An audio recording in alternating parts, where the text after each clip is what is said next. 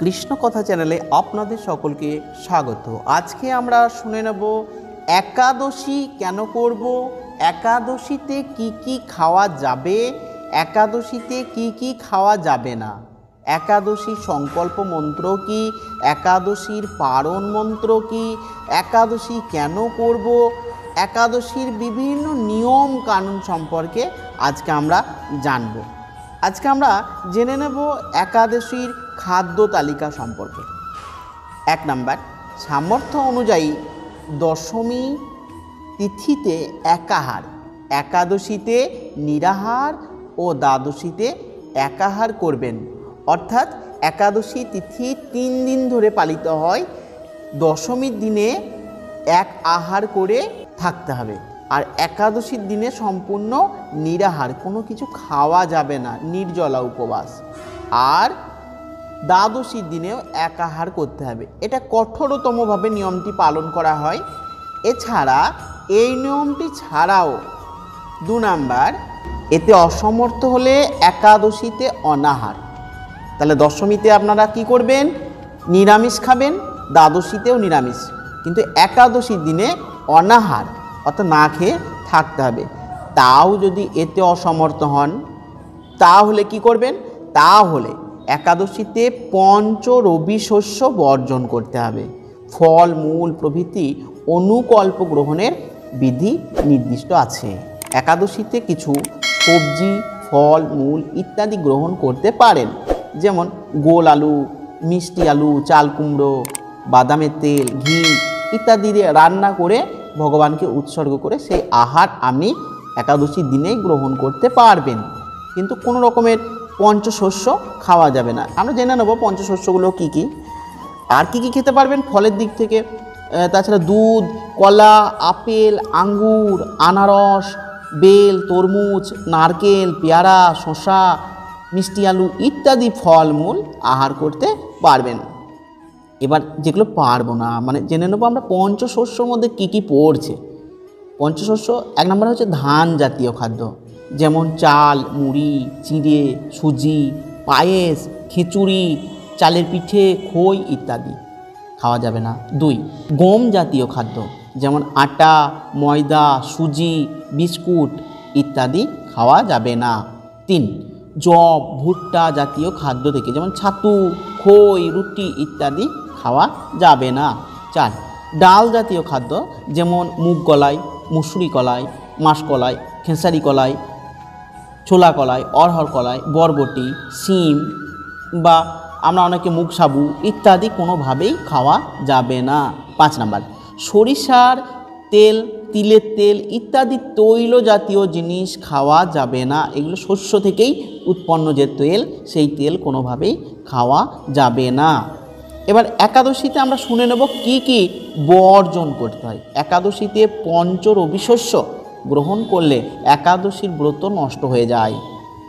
একাদশী ব্রত করলে কি হবে আমরা জানব। একাদশী ব্রত করলে যে কেবল নিজেরই সদ্গতি হবে তা নয়, একাদশী ব্যক্তির মৃত পিতামাতাও নরক থেকে উদ্ধার হতে পারেন। অর্থাৎ একাদশী করবে যে ব্যক্তি, সেই ব্যক্তির জীবন্ত সদ্গতি হবেই, তার পূর্বপুরুষদেরও আত্মার শান্তি পাবে একাদশী করলে। একাদশীতে অন্ন ভোজন করলে নিজে যেমন নরকবাসী হবে, অন্যকে অন্ন ভোজন করালেও নরকবাসী হবে, এটাই শাস্ত্রের নির্দেশ। তাই একাদশী পালন করা আমাদের প্রত্যেকেরই অবশ্যই উচিত। একাদশীতে পারণ পঞ্জিকাতে একাদশী পালনের সময় দেওয়া থাকে, সেই সময়ের মধ্যে ভগবানকে নিবেদন করে প্রসাদ গ্রহণ করে পালন করা দরকার, নতুবা একাদশীর কোনো ফল লাভ হয় না, নরকবাসী হতে হয়। অর্থাৎ আমরা দশমীর দিনে নিরামিষ খাবো, একাদশীর দিনে ফল জল খেয়ে থাকবো, এবং দ্বাদশীর দিনে সকালবেলায় 2 ঘন্টা বা 2.5 ঘন্টার মধ্যে একটা পারণের টাইম দেওয়া থাকে, সেই টাইমে আমরা উপবাস ভঙ্গ করব, এবং সেই সময় ভগবান শ্রী বিষ্ণুর প্রসাদ গ্রহণ করে উপোসটা ভঙ্গ করে আমরা তারপরে অন্যান্য কিছু খেতে পারবো। আচ্ছা, একাদশীর দিনে যে ফল জল খাওয়ার কথা সেটা আমরা পালন করি, কিন্তু যারা প্রকৃত ভক্ত, যারা খুব একনিষ্ঠ সহকারে পালন করতে পারেন, তাদের কথা তো খুবই ভালো, তারা পারলে নির্জলা করবেন। কিন্তু আমি নিজের ব্যক্তিগতভাবে বলি, আমি নিজে কিন্তু নির্জলা, ওই যেগুলো নির্জলা থাকে বছরে 3-4টে সেইগুলোই করি, বাকিগুলো কিন্তু আমি ফলাহার করি।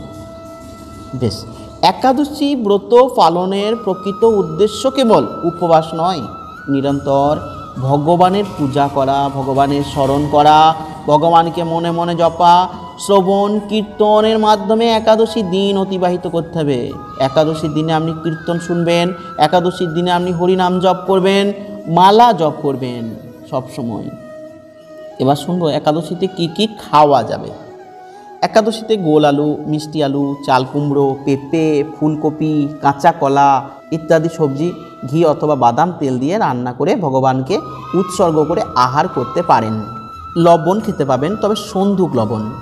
গোটা গোলমরিচ, গোটা জিরে, আদা, নারকেল ব্যবহার করা যাবে, কিন্তু অন্য কোনো রকমের ফোড়ন বা মশলা জাতীয় খাবার খাওয়া যাবে না। বাহিরের মিষ্টি জাতীয় খাদ্যদ্রব্য খাওয়া যাবে না, তবে নিজের হাতে লেবু দিয়ে ছানা তৈরি করে যদি মিষ্টি খেতে চান তা খেতে পারেন, কারণ দোকানের মিষ্টিতে কোনো না কোনোভাবে সুজি বা ময়দা ইত্যাদি মিশ্রিত থাকে বলে দোকানের মিষ্টি খাওয়া নিষেধ, বা মিষ্টিতে তেলের সংস্পর্শ থাকতে পারে বলে দোকানের খাবার খাওয়া যাবে না। শ্যামা চাউল খাওয়া যাবে না, বড় মোটা সাবুর দানা খাওয়া যাবে, যেটা মন্দিরে পাওয়া যায়। সাবুদানা অনেক রকমের হয়, কিছু সাবুদানা ভেজাল, যেগুলো এই নানা রকমের শস্য দানা দিয়ে তৈরি করা হয়, সেই সাবুদানা খাওয়া যাবে না। যেগুলো মোটা সাবুদানা, আগেকার সময় বাবাদের বা দাদুদের আমলে যে সাবুদানাগুলো পাওয়া যেত দোকানে, বলবেন স্পেশাল যে সাবুদানাগুলো হয় সেই সাবুদানাগুলো মোটা, পয়ডার চোখের মতন মোটা মোটা হয়ে যাবে আপনি যখন তৈরি করবেন, সেই রকম সাবুদানা খাওয়া যাবে। বেশ, এবার একাদশী সম্পর্কে বিভিন্ন প্রশ্ন, সেই প্রশ্নের উত্তরগুলোও আমরা জেনে নেব। আচ্ছা, মেয়েদের ঋতু চলাকালীন কি একাদশী ব্রত পালন করা যায়? এক্ষেত্রে শ্রী শ্রী হরি ভক্তি বিলাসে শ্রীল সনাতন গোস্বামীপাদ মহর্ষি শৃঙ্গীর বচন উদ্ধৃত করে সুস্পষ্ট নির্দেশনা দিয়েছেন। সেখানে কি বলা হয়েছে? বলা হয়েছে একাদশ্যাং নভুঞ্জিতা নারী দৃষ্টা রজস্বাপী, অর্থাৎ কি বলা হয়েছে, নারী যদি রজস্বলা অর্থাৎ ঋতুমতীও হয় তবুও একাদশীতে ভোজন করবে না। এবার জানবো একাদশীতে কি লবণ খাওয়া যায়? না, একটু আগেই আমরা জেনে নিচ্ছি একাদশীতে লবণ খাওয়া যাবে না, তবে সন্ধুক লবণ ব্যবহার করা যাবে, আর যদিও এই লবণ সব উপবাসের ক্ষেত্রেই প্রযোজ্য। একাদশীতে কি বাদাম খাওয়া যায়? উত্তর হচ্ছে হ্যাঁ, বাদাম সহ অন্যান্য আহার্য দ্রব্য যেমন দুধ, কলা, আপেল, আঙুর, আনারস, আখ, আমড়া, তরমুজ, বেল, মিষ্টি, আলু, লেবুর শরবত ইত্যাদি ফলমূল খেতে পারবেন। একাদশীতে মৃত্যু হলে কি হয়? একাদশী থাকাকালীন যদি কারোর মৃত্যু ঘটে তাহলে সে স্বর্গ নয়, সরাসরি বৈকুণ্ঠ লোকে গমন করেন। একাদশীর আগের দিন কি সহবাস করা যায়? না না, মোটেই না। একাদশী পালনের সময় আমাদের অবশ্যই সংযমী হতে হবে। একাদশীর আগের দিন সহবাস সম্পূর্ণরূপে নিষিদ্ধ। একাদশীতে কি ঔষধ খাওয়া যাবে? একাদশী, জন্মাষ্টমী ইত্যাদি উপবাসে ঔষধ খেলে উপবাস বা ব্রত ভঙ্গ হবে না। এর প্রমাণস্বরূপ হরিভক্তি বিলাসে এবং মহাভারতের উদ্যোগ পর্ব থেকে উদ্ধৃতি দিয়ে বলা হয়েছে অষ্টৈতানা ব্রতাগ্নানি আপমূলং ফলং পয়ঃ হোবি ব্রাহ্মণ কাম্যা চ গুরুবচনমৌষধম, অর্থাৎ এই 8টি দ্রব্য গ্রহণ করলে ব্রত ভঙ্গ হয় না। তা হলো জল, মূল, ফল, দুধ, ঘি, ব্রাহ্মণ কাম্যা, গুরুদেবের বচন এবং ঔষধ। এইগুলিতে কিন্তু ব্রত ভঙ্গ হবে না, সুতরাং ঔষধ খাওয়া যেতে পারে। ঔষধে যদি পঞ্চ রবিশস্য মিশ্রিত থাকে তাহলেও তা গ্রহণ করা যাবে, কারণ ঔষধের মধ্যে বিভিন্ন দ্রব্যাদির মিশ্রণ থাকাটাই স্বাভাবিক। যেহেতু মূল শ্লোকের মধ্যে ঔষধম এই শব্দটি রয়েছে, তাই যে দ্রব্য দিয়েই তৈরি হোক না কেন তা যদি রোগ সারানোর ঔষধ হয় তবে উপবাসে তা গ্রহণে কোনো বাধা থাকতে পারে না। একাদশীতে কি সাবুদানা খাওয়া হয়? একাদশী তিথির মধ্যে চাল, গম, তৈল, যব, ভুট্টা এই 5 রকমের শস্য থেকে প্রস্তুত কোনো প্রকার খাবার খাওয়া যাবে না। একাদশী তিথির সময় সাধারণত 26 থেকে 27 ঘন্টা উপবাস থাকতে হয়। এই দীর্ঘ সময় যদি কেউ না খেয়ে থাকে তাহলে সে অসুস্থ হয়ে যেতেও পারে এবং তার প্রতিদিনের জীবনযাত্রার কার্যক্রম ব্যাহত হয়। সে যদি অন্যান্য পরিশ্রমী কাজের ব্যক্তি হয়ে থাকে তাহলে খুব অসুবিধা হয়। সেই জন্য একাদশী তিথির মধ্যে একবার যে কোনো ফল, জল এবং দুধ খাওয়ার বিধান আছে। এই সময় সাবুও খাওয়া যায়, এই কারণে যে সাবু ওপরে উল্লেখ করা 5 প্রকার শস্যের মধ্যে পড়ে না। সাবু একটি গাছের গুঁড়ার ফল থেকে তৈরি। ব্যাপারটি কাছাকাছি হলেও কিছুটা ভিন্ন। সাবু পাম গাছের কাণ্ডের ভেতরে নরম অংশ থেকে তৈরি করা হয়। সাবুতে শর্করা, আমিষ, খনিজ লবণ এবং বিভিন্ন রকমের ভিটামিন আছে। এটি খুবই সহজপাচ্য বলে সাধারণত শিশু এবং রোগীদেরকে খাওয়ানো হয়। বেশ, এবার জানবো একাদশীতে কি জল খাওয়া হয়। উত্তর আপনারা পেয়েছেন, হ্যাঁ। তবে যারা নির্জলা একাদশী পালন করবেন তারা জল পান করতে পারবেন না। তবে যারা শিশু তারা রবি শস্য বাদে সকল ফলমূল এবং জল পান করতে পারবেন, তবে সেটা দুপুরের পরে হলে ভালো হয়। আচ্ছা, একাদশীতে কি সিগারেট খাওয়া যায়?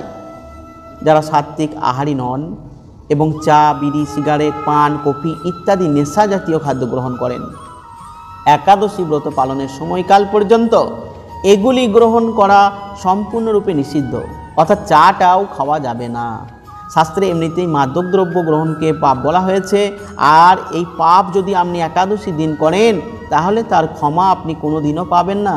সুতরাং সাবধান, একাদশীর দিন কোনো মাদক দ্রব্য গ্রহণ করবেন না। আচ্ছা, এবার আমরা শুনে নেব একাদশীর পারণ মন্ত্র। অর্থাৎ একাদশী যেদিন পালন করব তার পরের দিন একটা নির্দিষ্ট টাইম থাকে, সেই সময়ের মধ্যে প্রত্যেকটা একাদশীর এক একটা নাম থাকে এবং তাদের নির্দিষ্ট সময় থাকে পালনের। সেই টাইমে আমরা এই মন্ত্রটি 3 বার বলে আমরা একাদশী পালন করব। একাদশীর পালন মন্ত্রটি কি? একাদশ্যাং নিরাহার ব্রতেনে আনেনে কেশবা প্রসিদ্ধ সম্মুখনাথ জ্ঞান দৃষ্টি প্রদোভব। এই মন্ত্রটি করে নির্দিষ্ট সময়ের মধ্যে পালন করতে হয়। একাদশী সংকল্প মন্ত্র শুনে নেব। যেদিন আমরা একাদশী ব্রত রাখব সেই দিন ভোরে স্নান করে ভগবান শ্রীবিষ্ণু নিকটে এই মন্ত্রটি পাঠ করব। একাদশ্যাং নিরাহার স্থিত্বা অহম অপরেয়াহনি ভক্ষ্যামি পুণ্ডরিকাক্ষ শরণং মে ভবাচ্যুতা।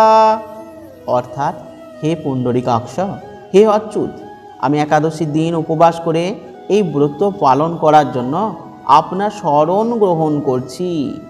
তাই আমরা সবাই মিলে সামনের একাদশী পালনের সংকল্প গ্রহণ করি।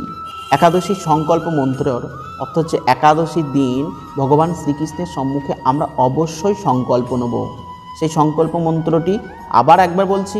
একাদশ্যাম নিরাহার স্থিত অহম অপরেয়াহনি ভক্ষ্যামি পুণ্ডরিকাক্ষ শরণং মে ভবাচ্যুত। এবার আমরা একাদশীর পারণ মন্ত্র সম্পর্কে জানব। একাদশী তিথির পরদিন উপবাস ব্রত ভাঙার পর, অর্থাৎ উপবাসের পরদিন সকালে যে নির্দিষ্ট সময় দেওয়া থাকে, সেই সময়ের মধ্যে রবি শস্য ভগবানকে ভোগ নিবেদন করে একাদশীর পারণ মন্ত্র 3 বার ভক্তি ভরে পাঠ করতে হয়। এরপর প্রসাদ গ্রহণ করে পালন করা একান্তভাবে দরকার, নতুবা একাদশীর পূর্ণ ফল লাভ হবে না। আর অবশ্যই একাদশীর আগের দিন ও পরের দিন নিরামিষ প্রসাদ গ্রহণ করতে হবে। একাদশীর পারণ মন্ত্রটি হচ্ছে অজ্ঞানতিমিরন্ধস্য ব্রতেন কেশবা প্রসীদ সম্মুখনাথ জ্ঞান দৃষ্টি প্রদোভব। অর্থাৎ, হে কেশব, আমি অজ্ঞানরূপ অন্ধকারে নিমজ্জিত আছি। হে নাথ, এই ব্রত দ্বারা আমার প্রতি প্রসন্ন হয়ে আমাকে জ্ঞান চক্ষু প্রদান করুন। নমস্কার সুধী ভক্তবৃন্দ, তাহলে আসুন আমরা নিজেদেরকে ভগবানের চরণে সমর্পণ করি। আমরা প্রত্যেকটা একাদশী পালন করার চেষ্টা করি। যদি নির্জলা না পারি তবে ফল জল খেয়ে এই একাদশী পালন করি এবং সেই একাদশী দিন ভগবান শ্রীবিষ্ণুর চরণে নিজেদেরকে পরিপূর্ণরূপে সমর্পণ করি। সারাদিন ভগবানের আরাধনায় নিজেদেরকে নিয়োজিত করি। কীর্তন, মনন, ভজনের মাধ্যমে নিজেদেরকে যেন ব্যস্ত রাখি সেই দিন, এবং পরের দিন যথা সময়ে ভগবান শ্রীবিষ্ণুর মহাপ্রসাদ বা ভগবান শ্রীবিষ্ণুকে ভোগ নিবেদন করে সেই প্রসাদ গ্রহণ করে পারণ ভঙ্গ অর্থাৎ উপবাস ভঙ্গ করব এবং সেই দিনও আমরা নিরামিষ খাবো। এতে আমাদের যে সমস্ত পাপ সঞ্চিত আছে সেই পাপ দূরীভূত হবে, আমাদের পুণ্য ফল সঞ্চিত হবে। আমরা প্রতি পদক্ষেপে পাপ করে চলেছি, অজ্ঞাতবশেও অনেক পাপ করে চলেছি, জ্ঞাতবশেও অনেক পাপ করে চলেছি। অজ্ঞাতবশে অনেক অণুজীব অর্থাৎ ক্ষুদ্র ক্ষুদ্র জীবকে আমরা পায়ের চাপা দিয়ে মেরে ফেলছি, নিঃশ্বাস নিয়ে মেরে ফেলছি, জলের সঙ্গে খেয়ে মেরে ফেলছি। তা সেগুলো পাপ হচ্ছে। সেই পাপগুলোও কিন্তু আমাদের এই একাদশী করার ফলে দূরীভূত হয়ে যাবে। তাই আসুন আমরা নিজেদেরকে একটু পুণ্য সঞ্চয় করতে, ভগবানের চরণে নিজেদেরকে সমর্পণ করতে, আমাদের সকল পাপকে দূরীভূত করতে আমরা একাদশী পালন করি। সামনের একাদশী আমরা সবাই মিলে পালন করব। আজকে এই সংকল্প গ্রহণ করুন। নমস্কার, ভালো থাকুন, সুস্থ থাকুন এবং একাদশী পালনের তীব্র সংকল্প গ্রহণ করুন।